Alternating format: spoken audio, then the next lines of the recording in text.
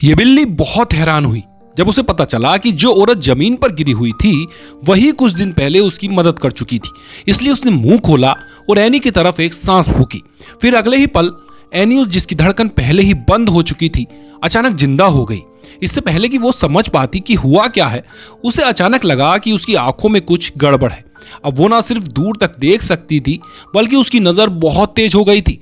चाहे कोई चीज कितनी भी तेजी से क्यों ना हिल रही हो, वो उसे आराम से देख सकती थी।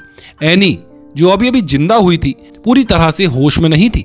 वो बस अपनी याददाश्त के सहारे अपने घर की तरफ नीचे आई।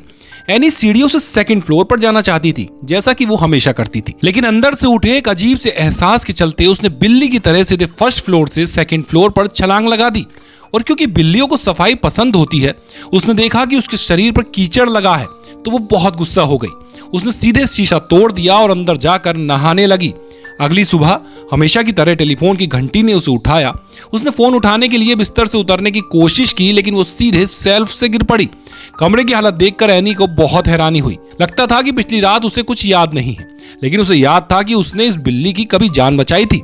इसलिए एनी ने बिल्ली को उसकी कॉलर पर लिखे पते के मुताबिक उसके घर छोड़ दिया। बिल्ली की मालकिन बहुत हैरान हुई, क्योंकि ये बिल्ली आम बिल्लियों जैसी नहीं थी और ना ही ये आसानी से इंसानों के पास जाती थी। ये बिल्ली मिस्र के एक पुराने मंदिर से आई थी और ऐसा कहा जाता था कि ये चांद की देवी की पालतू थी, जिसका काम था अच्छे और सच्चे दिल वाली औरतों को चुनकर उन्हें देवी का दूध बनाना। लेकिन आज के दौर में ऐसी औरतें बहुत कम ही रह गई थी, पर एनी उनमें से एक थी। इस बात को पक्का करने के लिए बिल्ली की मालकिन ने कैटनिप निकाली और एनी की तरफ फेंक दी।